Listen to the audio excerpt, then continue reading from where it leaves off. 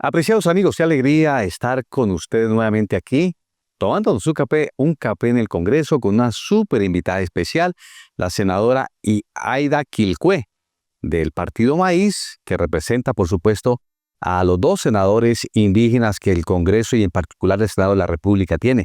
Así de que, mi querida senadora, bienvenida a un café en el Congreso. Qué gusto tenerla con nosotros.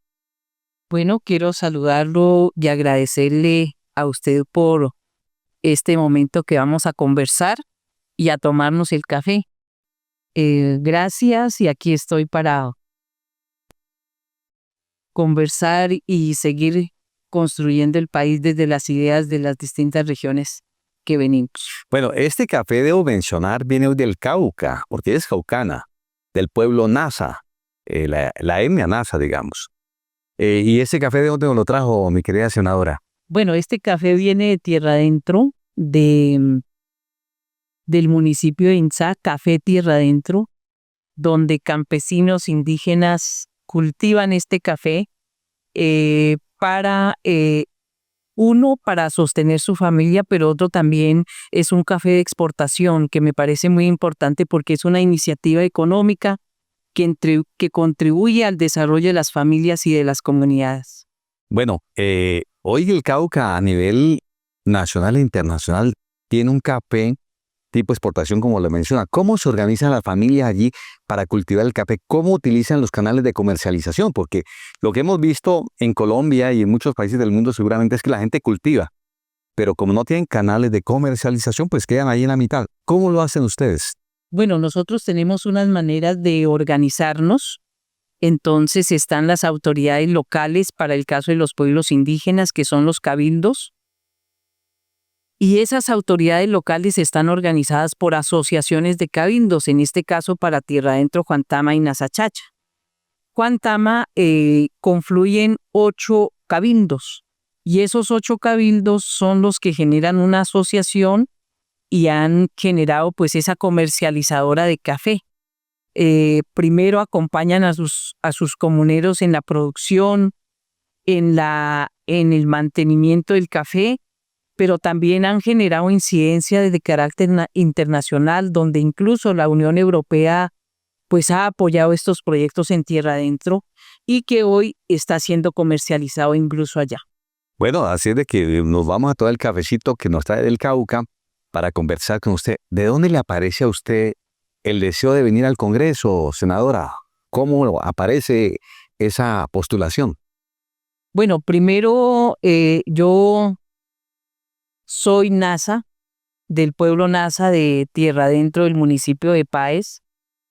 Nací de una familia indígena y mi papá y mi mamá pues han sido em, orientadores de la comunidad a nivel colectivo todo el tiempo y los acompañé en todos sus esfuerzos comunitarios y a partir de ahí pues fue parte de la formación práctica del cual me fui involucrando con la comunidad. Empecé siendo promotora de salud por más de 4 años, acompañando a las comunidades en la prevención, en la atención desde lo cultural. Fui partera, atendí muchos niños, nacieron muchos niños desde la comunidad y luego terminé siendo autoridad de mi resguardo, gobernadora de mi resguardo. Posteriormente, las mismas comunidades en el ejercicio de lo que hacemos, fui presidenta del Consejo Regional Indígena del Huila, luego fui consejera mayor del CRIC. Y esa experiencia de relacionamiento permanente con las comunidades, las autoridades me postulan para que sea candidata a la especial indígena. Bueno, muchos colombianos no han logrado entender, inclusive para uno le queda difícil entender cuál es el ordenamiento jurídico que tienen ustedes. Es decir, los indígenas se rigen por una ley propia. Expliquémosle a los televidentes qué es una ley propia, pero al mismo tiempo qué es un resguardo, qué es un cabildo, porque hay confusión entre un resguardo y un cabildo. ¿Qué es el resguardo? ¿Qué es el cabildo? Bueno, la Constitución del 91, en la época de la constituyente participaron 3 indígenas, Lorenzo Muelas, Alfonso Peña y Rojas Birri. Ellos, en representación del movimiento indígena colombiano, incluyen dentro de la Constitución política unos articulados muy importantes que fue el reconocimiento de la diversidad étnica y cultural, porque los pueblos indígenas no existíamos. Pero a la vez en el artículo 246 de la Constitución política se incluyó la jurisdicción especial indígena. Y la jurisdicción tiene que ver en que las comunidades indígenas tienen sus autoridades y son gobiernos propios. Pero la Constitución no reconoce este gobierno propio porque es la Constitución, sino porque originariamente los pueblos indígenas hemos nacido con un ejercicio de las prácticas, de la tradición y la cultura. Esa ley de origen, el derecho propio, la ley de origen, ¿qué es? Que los indígenas nos relacionamos de manera permanente con el entorno, la naturaleza, y que obedecemos esas leyes de la naturaleza que van mucho más allá de la Constitución. El derecho propio, pues, que se ejerce de que somos las autoridades indígenas jueces naturales y que ejercen en su jurisdicción la administración y el control social y territorial de dicha comunidad. Eso está dentro de la Constitución y hoy en las distintas sentencias de la Corte Constitucional, que en el marco internacional se habla de la autodeterminación de los pueblos. Entonces, ¿qué hacen ellos? Pues cuidar de la comunidad, que en el territorio se pueda llevar a cabo los distintos procesos de los planes de vida que tienen que ver con educación, que se desarrolle la educación, la salud, la comunicación, el territorio, el cuidado de los niños, las mujeres, obviamente con muchas dificultades porque este gobierno propio no tiene todas las garantías del Estado, pero que lo hemos ejercido milenariamente desde nuestras propias estructuras. Claro, cuando hablamos de gobierno propio, es que si un indígena dentro de su territorio comete una falta, no lo juzga un juez normal, sino que lo juzgan sus propios jueces. Por ejemplo, una sanción para un indígena, ¿cuál sería? Bueno, depende del delito, ¿no? Porque cuando son delitos muy leves, inicialmente son los consejos. Y los aconsejan los sabios de la comunidad, me refiero a los mayores, mayoras que se sientan a conversar, porque todo ser humano tiene la oportunidad de ser escuchado. O sea, lo primero es que lo llaman los ancianos, digamos, Exacto. y le dan un consejo. ¿Qué pasa si sigue violentando las normas? Esto es grave, pues ya vienen investigaciones. Lo hallaron culpable, digamos, fue culpable. ¿Qué pasa? Le dan su látigo o le dan... O sea, cuando le dice que le dan látigo es que lo cogen con un látigo y le dan fuete, digamos. Exactamente, pero el fuete no es una manera de tortura, sino una manera de remedio. Por eso la connotación de la jurisdicción especial es que se tiene que curar de esa enfermedad, porque cada vez que un ser humano comete una falta, pues tiene que haber un remedio, y ese remedio es la manera como proceden nuestras jueces naturales. Yo recuerdo aquí al senador Piñacue, fuimos compañeros con él inclusive, que él fue por allá a una laguna y le dieron un fuete. Cuéntenos esa anécdota, ¿qué fue lo que pasó en ese entonces? Bueno, en ese entonces, en el marco de la participación política, había mucha disciplina y lo hay todavía, de que nosotros, a pesar de tener una investidura, obedecemos a ese mandato colectivo, al mandato de la comunidad, y que usted no puede, por el hecho de ser senador, tomar decisiones contrarias a la comunidad. Y seguramente en esa época, pues yo era mucho más joven, no tomó las decisiones desde la comunidad, y por eso yo diría no lo juetearon, lo bañaron fue en la laguna de Juantama, que es un sitio sagrado del pueblo Nasa, para que él se curara pues de esa desarmonía que en ese momento había ocurrido. ¿Cómo llega a la Comisión Primera y por qué le interesó la Comisión Primera? Bueno, creo que es importante resaltar que este gobierno del cambio, que hace parte de nuestro proyecto político, porque nuestro proyecto político va mucho más allá del presidente Petro, y lo digo porque venimos construyendo desde hace mucho rato. Entonces, este gobierno nos permitió primero que por primera vez en la historia existe una bancada importante del pacto histórico que representa pues las bases de los procesos sociales sin desmeritar pues la presencia de los otros partidos. Y yo llegué en el marco de la especial indígena, el cual he sido pues parte de esta alianza estratégica, y propusieron que yo pudiera ir a la comisión primera por la trayectoria, por todo el proceso y la experiencia social que he tenido en el país. Y fui a la comisión primera. Para mí ha sido un espacio muy importante para conocer cómo han sido las reformas de la Constitución Política de Colombia. Pero en especial porque ahí se debaten temas muy importantes que de alguna manera tocan los derechos de los pueblos indígenas y derechos étnicos. Entonces, lo que me ha permitido en la comisión primera es, uno, salvaguardar esos derechos, dar esos debates, pero otro también proponer para que no se desdibuje los derechos ya pues establecidos en la Constitución. Bueno, ya con 3 años, porque ya vamos para el 4, que termina el periodo como senadores, ¿cuál ha sido su experiencia como senadora? Es decir, ¿se imaginaba el Congreso así? ¿Cómo la han tratado los compañeros? Y esa nueva vida, digamos, que le ha tocado vivir aquí en el Parlamento colombiano. Bueno, yo vengo más de un proceso indígena y social, de la movilización, de la resistencia, de la lucha por la dignidad y los derechos humanos, y estaba más al lado de las comunidades, del cual no dimensionaba cómo funcionaba un Congreso de la República, cómo funciona el Ejecutivo, por ejemplo. Eso para mí seguramente era un mundo un poco desconocido, no en su totalidad, porque habíamos interlocutado, pero no era lo mismo.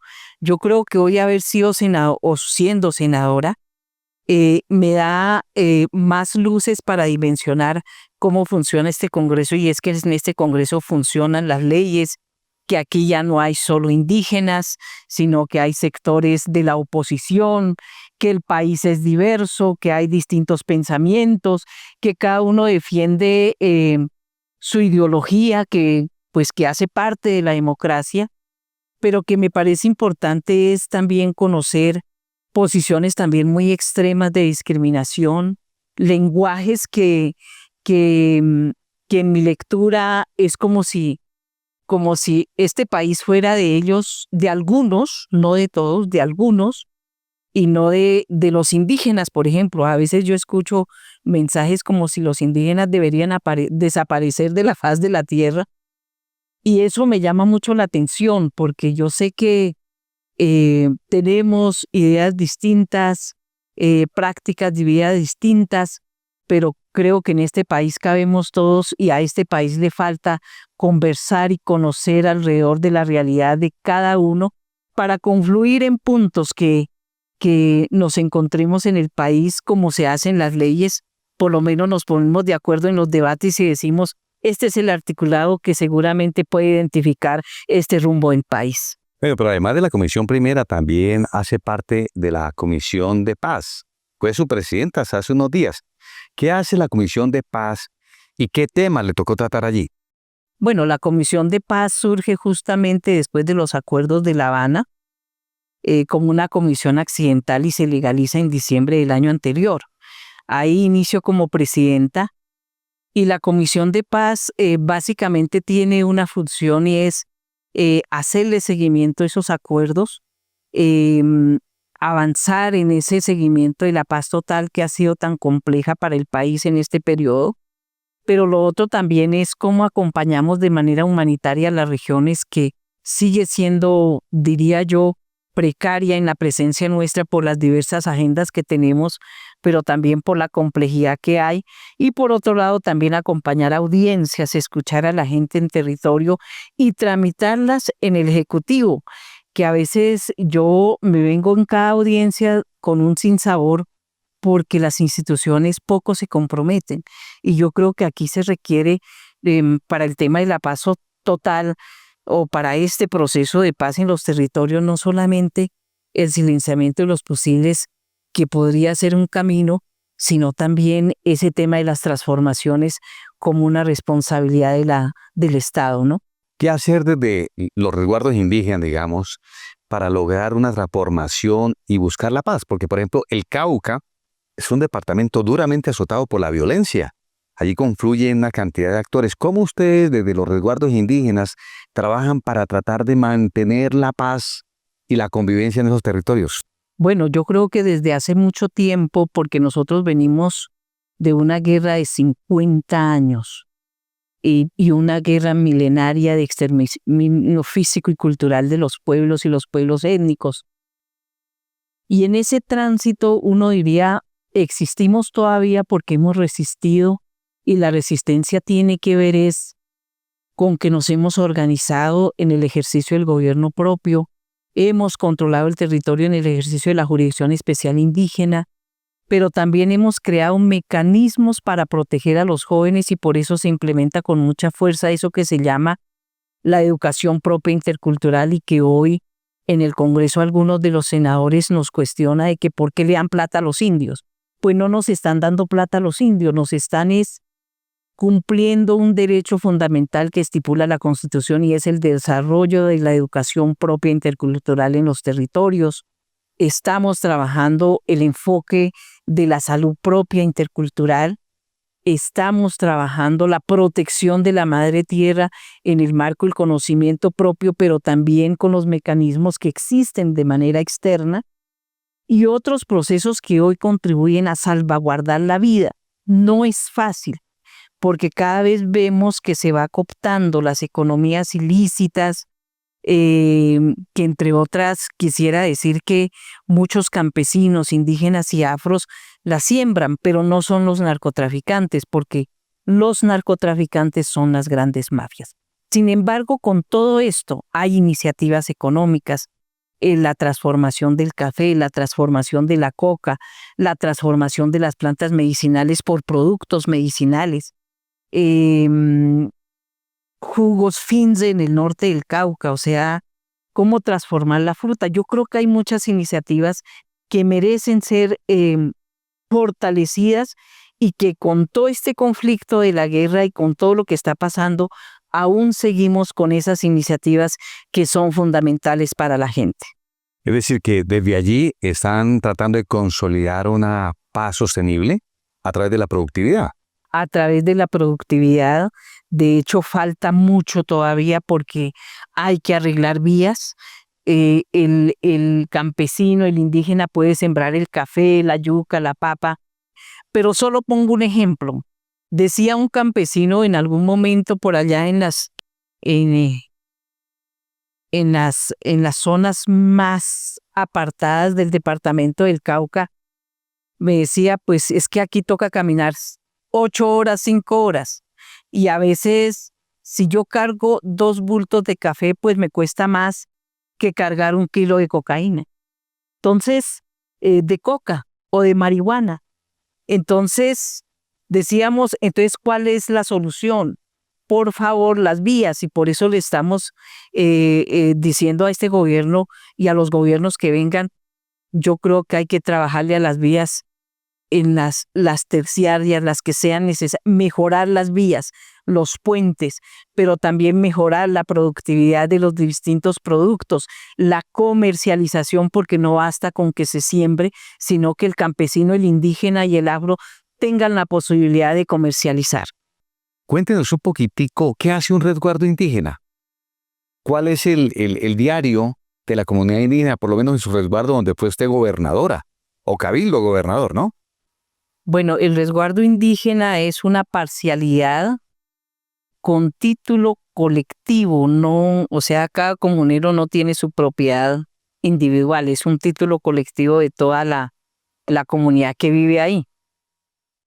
Y a partir de ahí, pues la mayoría en mi comunidad se dedica a la agricultura, especialmente al café, al cacao y a los cítricos, porque es un clima cálido. Las mujeres generalmente se dedican al cuidado de sus hijos, pero también a las artesanías, y muchas están trabajando en ese modelo de la educación que se ha implementado ahí. Es una institución educativa que lleva más de 15 años con un sitio permanente donde se acogen niños de otras comunidades y llegan más de 100 niños con problemas de reclutamiento, con problemas de violencia familiar, de exclusión social, con distintos problemas.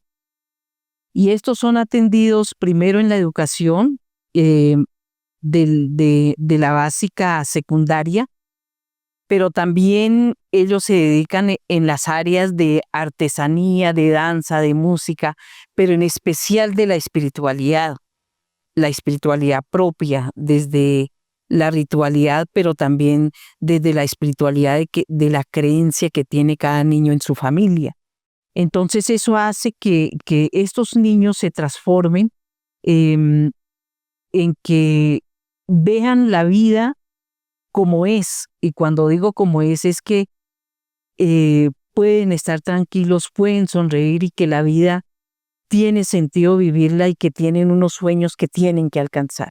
Entonces he visto niños que han llegado con muchos problemas también, pero niños que han salido con muchas sonrisas. Y esa es una educación muy importante y yo diría que esta, como muchas, hay iniciativas de paz en el Cauca que están invisibles, pero que existen. Pero cuando hablamos de educación, nos hacemos la siguiente pregunta. ¿La educación se da en dialecto o en idioma nasa o en español? Se da en español, se da en el idioma propio, pero también se implementa el otro idioma que es el inglés. O sea que están mirando, digamos, también el inglés como una lengua importante. Como una alternativa, porque nosotros no podemos quedarnos en el territorio, sino que el niño tenga la posibilidad de proyectarse en otros escenarios del mundo. Claro que sí. ¿Y usted habla idioma nasa o dialecto? Yo hablo idioma nasa y hablo el español. Por ejemplo, esto que nos ha mencionado, ¿cómo nos lo podría decir en nasa, por ejemplo?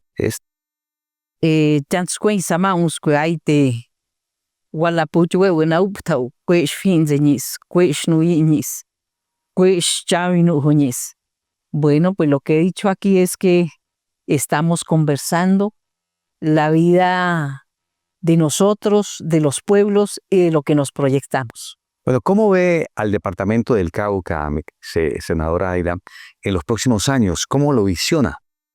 Bueno, el departamento del Cauca es un departamento muy complejo hoy por la guerra, porque se reclutan los niños, se asesina las autoridades indígenas, los políticos. Y yo creo que es una tarea que aún nos queda. A mí me han preguntado mucho, bueno, ¿y ustedes qué han hecho por el Cauca? Pues en el marco de la Comisión de Paz he traído este tema con mucha fuerza y un poco acudiendo a los diálogos, porque aún seguimos pensando desde las organizaciones de que el diálogo es importante con el otro, con el que no estamos de acuerdo, y que hoy el presidente Petro ha autorizado los facilitadores para el diálogo con los grupos armados y tenemos un facilitador en Cauca y Nariño, que fue producto de este proceso de la Comisión de Paz. Pero también le hemos dicho al presidente, no basta solo con hablar, hay que comprometerse con las transformaciones, pues seguramente no será la solución total, porque entre otras en el Congreso de la República hoy se está debatiendo la ley de presupuesto que está en riesgo, que entre otras yo hago ese llamado respetuoso a mis colegas para que no le hagan daño al pueblo. Esto no se le hace daño a Petro, le hacen daño es al pueblo que está esperando inversiones directas en las comunidades. Y bueno, pues el presidente Petro mañana justamente va a firmar el Pacto Cauca, luego el Pacto Nariño, porque hemos dicho que parte de la paz es la inversión. No será sobre todos los problemas que tenemos, pero sí en algo. Y tercero, pues que sigamos haciendo los esfuerzos sobre los temas que contribuyan a la paz en la prevención, sobre todo en el tema de los jóvenes, los niños y las mujeres. Bueno, veníamos hablando también de una iniciativa legislativa de la cual usted es ponente y lo mencionaba de la coordinación con el tema indígena, un tema legislativo. ¿De qué trata? Bueno, nosotros o el movimiento indígena en el marco del derecho fundamental de la consulta previa consolidó un instrumento que se llama la Ley de Coordinación Interjurisdiccional, que es cómo poner en marcha o regular el artículo 246 de la Constitución Política, porque eso no ha existido después de que nació la Constitución. Esta es la fecha que no se ha regulado. Entonces es como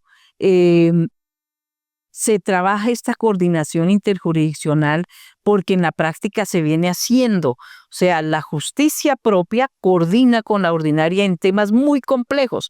Por ejemplo, cuando la jurisdicción indígena captura a un disidente de las FARC, porque lo ha hecho, por ejemplo, al que asesinó a un guardia indígena en Caldono, Andrés, pues la guardia lo capturó. Pero todas las pruebas balísticas, técnicas, nos lo ayudó a llevar la Fiscalía General de la Nación. Y luego, entonces, hacen las asambleas sancionatorias o de condena y se hace en ese marco de la coordinación. Entonces, lo que esta ley permite es fijar mecanismos muy claros de coordinación sin que afecte el desarrollo de cualquiera de las jurisdicciones que ha estipulado la Constitución, y es lo que hoy se va a tramitar en el Congreso de la República. Aquí en Bogotá hemos tenido presencia de muchos grupos indígenas que se ubican, por ejemplo, en el Parque Nacional y otros sitios.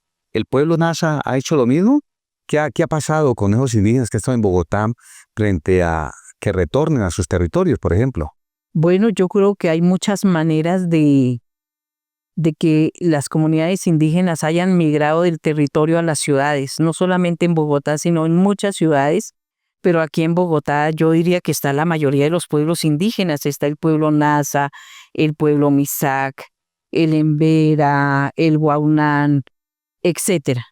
Pueblos que ya terminaron viviendo en la ciudad y que hoy han constituido gobierno propio y se denominan autoridades indígenas en contexto de ciudad. Pues bien, se ha avanzado en el acompañamiento de ellos. Hoy son autoridades y son acogidos también por la Alcaldía Mayor de Bogotá, como lo ha sido el gobierno nacional en el marco de las exigencias que han hecho las mismas comunidades y que se han establecido prácticamente en la ciudad. Pero bueno, hay programas de retorno para sus territorios. Para aquellas comunidades que